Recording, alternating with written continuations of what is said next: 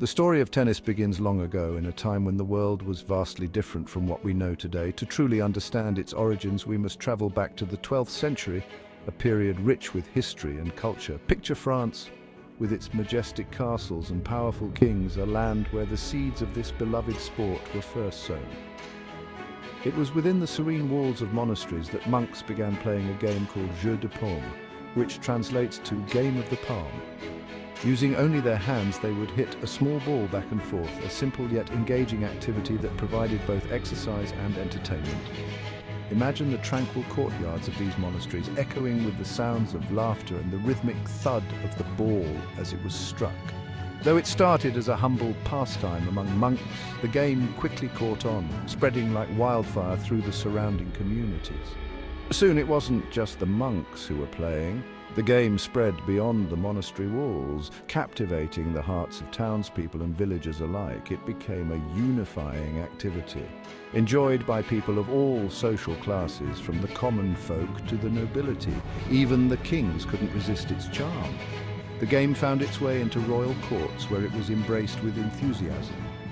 One notable fan was King Louis X of France, who was known for his love of the game. Tragically, his passion for Jeu de Paume led to his untimely death in 1316, after playing for too long on a cold day. This incident highlights not only the game's popularity, but also the dedication of its players, who would brave the elements to enjoy it. Despite this tragedy, the game's popularity continued to soar, becoming a beloved pastime across the land. Jeu de Paume was quite different from the tennis we know today. It was played indoors in long, narrow courts that required precision and skill. These courts were often elaborately designed, reflecting the game's esteemed status among its players. The rules, too, were different, evolving over time as the game spread and adapted to new environments and players. However, the basic idea remained the same: to hit a ball over a net and past your opponent, a concept that has stood the test of time. This simple yet captivating concept would evolve over centuries, transforming into the modern game of tennis that we know and love today. As Jeu de Paume's popularity grew, it spread throughout France, becoming a staple of French culture and leisure. The game even crossed the English Channel, making its way to England, where it continued to evolve and gain new followers.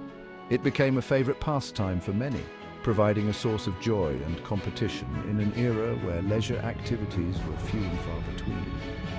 Little did the players of the time know the game they loved was on the brink of significant changes that would shape its future. These changes, driven by innovation and the passage of time, would ultimately shape the future of tennis, leading to the dynamic and exciting sport we enjoy today. The 16th century brought a significant change to the game. Tennis, as we know it today, has its roots deeply embedded in this transformative era. The game evolved from a simple pastime played with bare hands to a sophisticated sport that captured the imagination of many.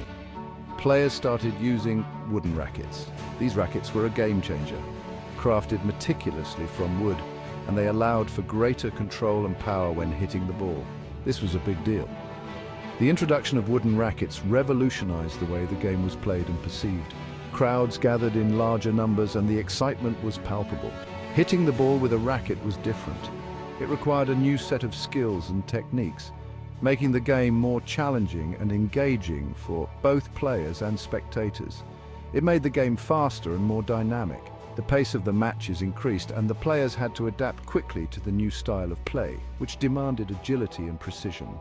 This new version of the game became known as real tennis or court tennis.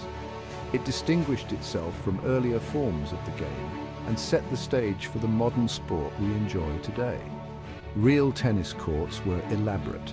They were not just simple playing fields, but architectural marvels designed to enhance the playing experience and showcase the grandeur of the sport.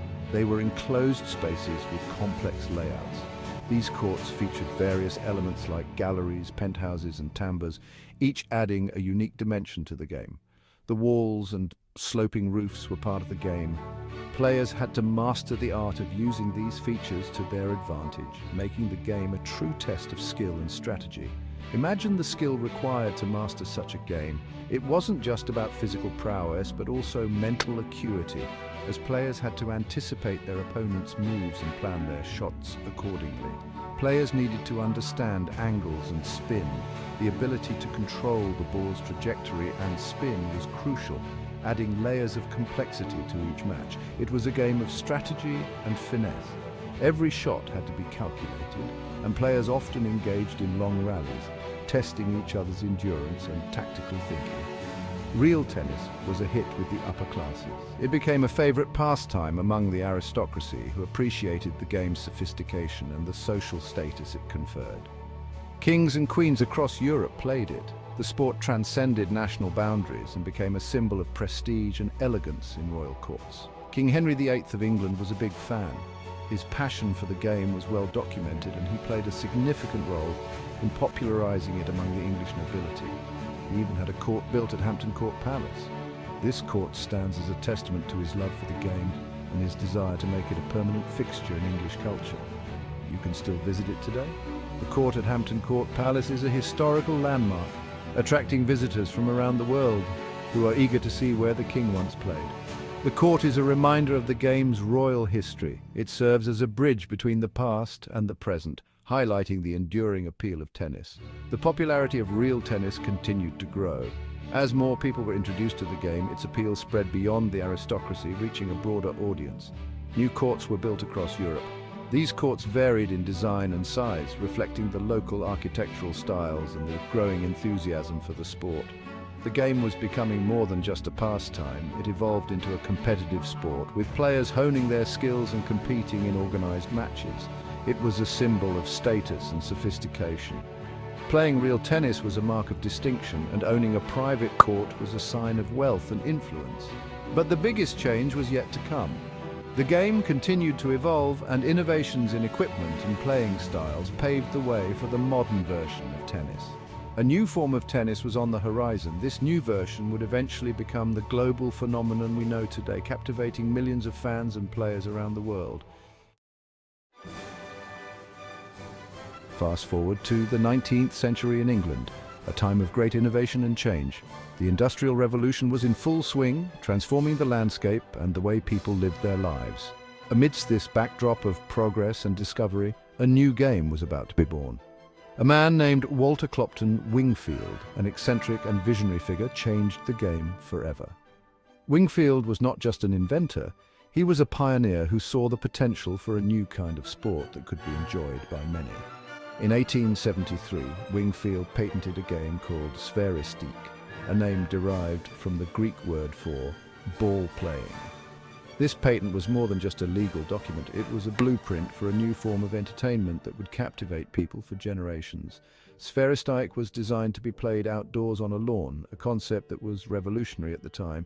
Before this, most racket sports were confined to indoor courts, limiting their accessibility and appeal. With Wingfield's innovation, tennis was no longer confined to indoor courts.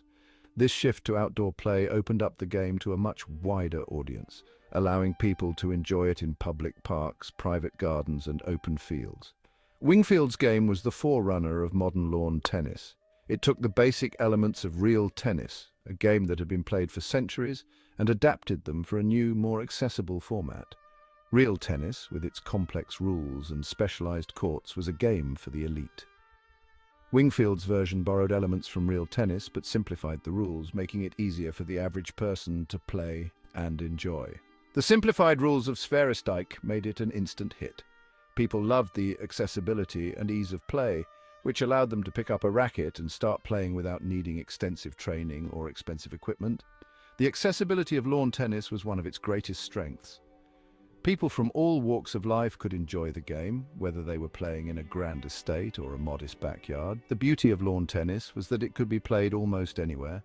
Public parks, private gardens, and even schoolyards became venues for this exciting new sport.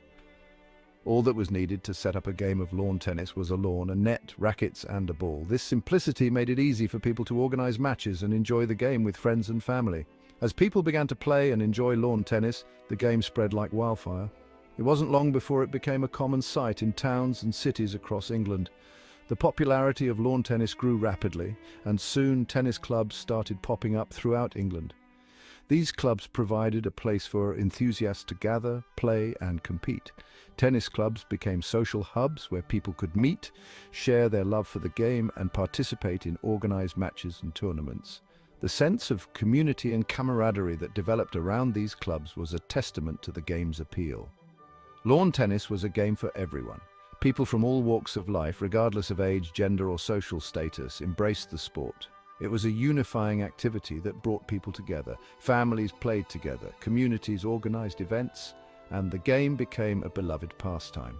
Lawn tennis was more than just a sport, it was a way for people to connect and enjoy each other's company. The All England Croquet Club in Wimbledon took notice of the growing popularity of lawn tennis. They saw the potential for this new game to become something much bigger. Club officials held discussions and recognized the opportunity to elevate lawn tennis to a new level. They decided to take a bold step that would change the course of tennis history. In 1877, the All England Croquet Club decided to hold a lawn tennis championship.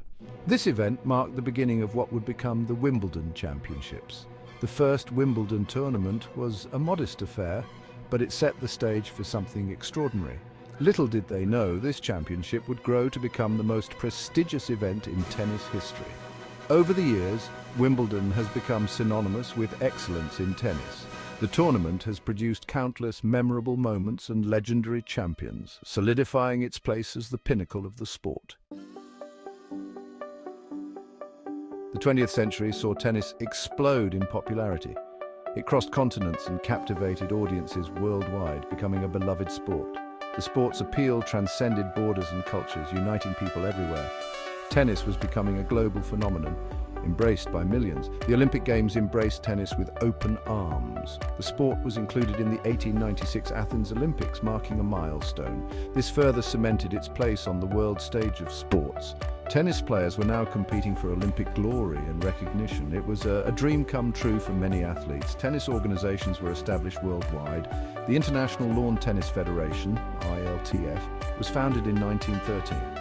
Its goal was to govern the sport and promote its growth globally. The ILTF standardized the rules of tennis, ensuring fairness. This ensured that everyone was playing by the same guidelines and standards. From the Americas to Asia, tennis courts were springing up everywhere. The sport's accessibility was a key factor in its global expansion and popularity. People from all backgrounds could pick up a racket and play the game. Tennis was truly becoming a sport for everyone, everywhere.